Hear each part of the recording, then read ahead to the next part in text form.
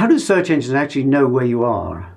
If you're in Denver, for instance, and you search for pizza, how do the search engines know to show you results from Denver? One way, of course, is to tell the search engines where you are. If you search for Pizza Denver or Denver Pizza Parlor, that's a pretty good clue. I'm in Denver, Colorado right now, and if I just search for the word pizza, I get results from Denver. But if I search for pizza Chichester, West Sussex, I get very different results in a very different part of the world.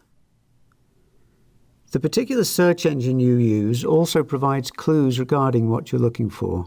If I search google.co.uk, Google in the United Kingdom, or google.de, Google in Germany, I'm going to get different results.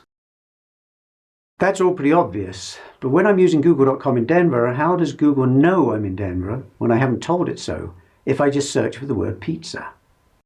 Well, it's going to base my location on my IP number, my Internet Protocol number. Every connection to the Internet has an IP number. Every web server, for instance, every cable service router, and so on. That's how the Internet is able to send information back and forth, using IP numbers as identifiers, as street addresses in effect. IP numbers are unique, and every connection in the world has one of these unique identifiers. For example, here's the IP number of my router. These numbers change, so the number may be different next week or next month, but for the moment, this is the number. How do I know this? Well, I asked Google. Just search for the term, "What is my IP?" and Google will tell you. How does Google know? Well, when you press enter, your computer sends a message to Google asking for information. And every time a computer requests information, it sends its IP number, so the computer receiving the request knows where to send the information. Google only knows your IP number because your computer told it the number, and Google just shows you the information it received. I can ask Bing too, and it'll tell me. I can also look up that number on a system such as DNS Stuff and get a trace route. I'll be shown the hops down towards my router, though not all the way. It'll show me as far as it can get, which is generally to a server that connects to my router. In this case, it traces all the way to a server owned by Comcast, the cable TV company, in Denver. Pretty close. There are some systems that get a little closer. For example, I can go to ip2location.com, a company that sells location data, and they'll show me where they think my specific IP number is located. They'll even give me the latitude and longitude of an exact point. They think I'm a little south of Denver in Littleton, which is close but no cigar. I'm actually closer to the center of Denver.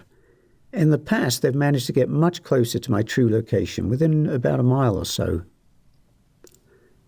Google is using a different data set, though. If I ask Google, "Where am I?" Google, quite sensibly, won't provide a specific point, but it does show an area map, and it thinks I'm in an area of Denver. I'm actually just slightly outside the area shown, a few blocks, but it's close.